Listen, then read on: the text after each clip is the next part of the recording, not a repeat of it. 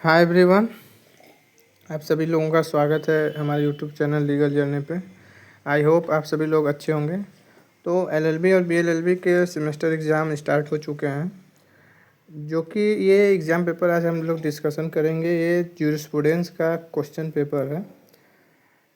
BLLB के 5th semester में और एलएलबी के 3rd सेमेस्टर में ज्यूरिस्प्रूडेंस का एग्ज़ाम होता है, उसी बारे में आज हम लोग डिस्कशन करेंगे। तो सबसे पहले एग्ज़ाम में आपको जो क्वेश्चन पेपर मिलता है, सबसे पहले उसके आप जो इंस्ट्रक्शन दिए होते हैं उसको प्लीज़ रीड कर लिया करिए। विदाउट रीड किए आप क्वेश्चन को अटेम्प्ट करना मत शुरू करिए।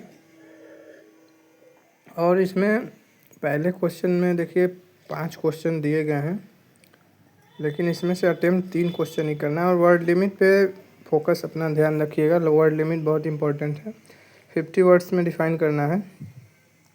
पहले क्वेश्चन जो है पहला का ये डिफाइन ज्यूरिस्प्रूडेंस है। तो ज्यूरिस्प्रूडेंस को डिफाइन कर सकते हैं कि it is a systematic and scientific study of law, जो कि लॉ को डिफाइन करता है। लॉ क्या है और कैसा होना चाहिए, लॉ का ओरिजिन कहाँ से हुआ है, लॉ का पर्पस क्या होना चाहिए, इसी बारे में ज्यूरिस्प्रूडेंस बताता है। तो कुछ एक आध दो थिंग ज्यूरिस्ट के अकॉर्डिंग डिफाइन कर दीजिए।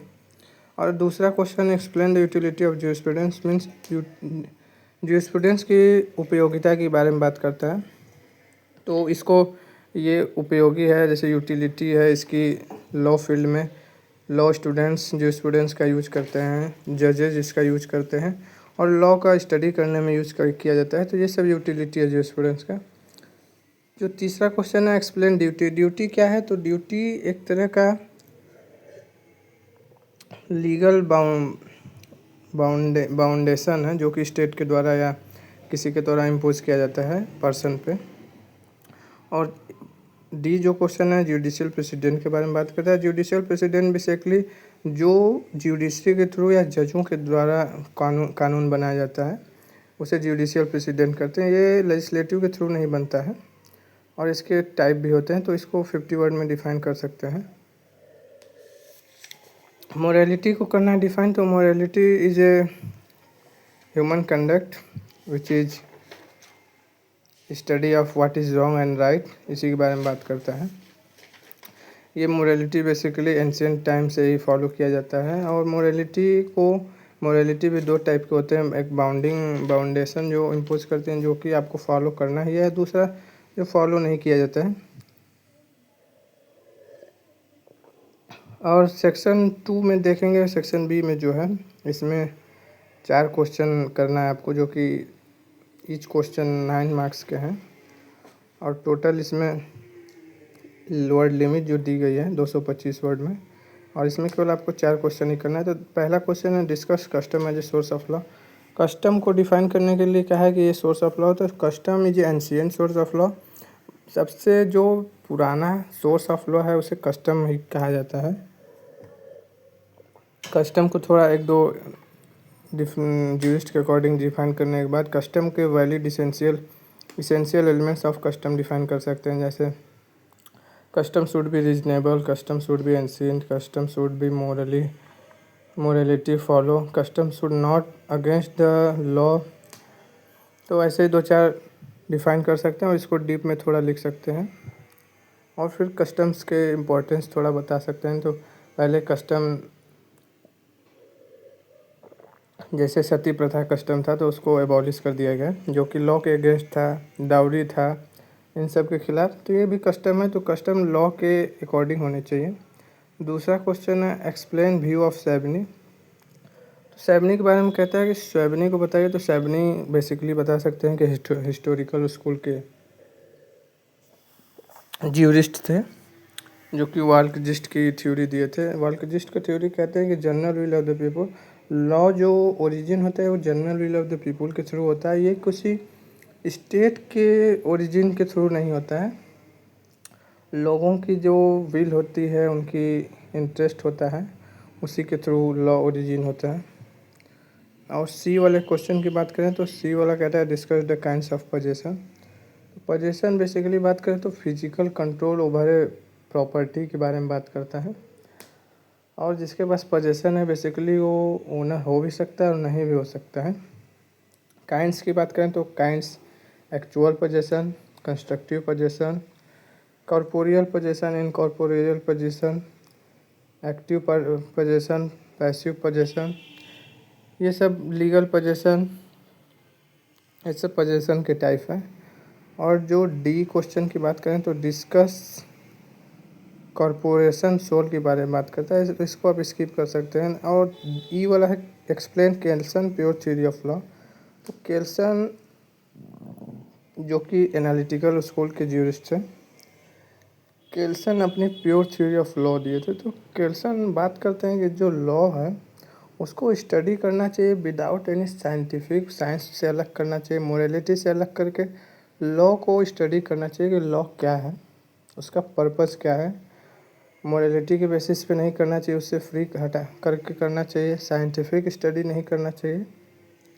लॉ को as a law point of view से स्टडी करना चाहिए। केल्सन जो कि बहुत इंपॉर्टेंट थिंकर ज्यूरिस्ट थे एनालिटिकल स्कूल के। एनालिटिकल स्कूल बेसिकली बात करता है कि लॉ क्या है, ये नहीं बात करता है कि लॉ क्या होना चाहिए।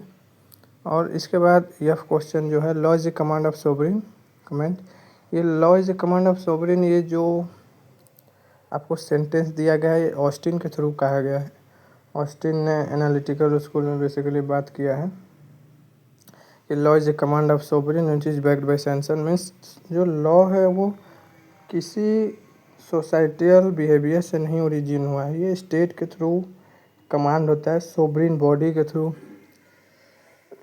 कमांड होता है जो कि दिया जाता है। और उसको फॉलो नहीं करने पे सोसाइटी, स्टेट या सोवरेन बॉडी आपको पनिशमेंट देती है। विदाउट पनिशमेंट, यदि पनिशमेंट नहीं दी जाएगी तो उसको एज ए मॉरली ट्रीट किया जाता है। ऑस्टिन ने एनालिटिकल स्कूल में बात किया था इसके बारे में। और जी जो क्वेश्चन है right A note on social engineering, ये रॉस्को पाउंड ने सोसाइटियल स्कूल में दिया था। और सेक्शन आप सी में देखेंगे तो टोटल 4 क्वेश्चन है, लेकिन आपको 2 क्वेश्चन ही अटेम्प्ट करने हैं। और वर्ड लिमिट 475 वर्ड का है, ये भी आपको ध्यान देना है। पहला क्वेश्चन है discuss the main characteristics of historical school. तो हिस्टोरिकल स्कूल के बारे में बात करता है। तो हिस्टोरिकल स्कूल के जो मेन एक्सपोनेंट हैं या ज्यूरिस्ट, उनकी बेसिकली यदि हम बात करें तो इसमें सेबनी एक बहुत ही फेमस ज्यूरिस्ट थे। दूसरे बात करें तो पुछता थे।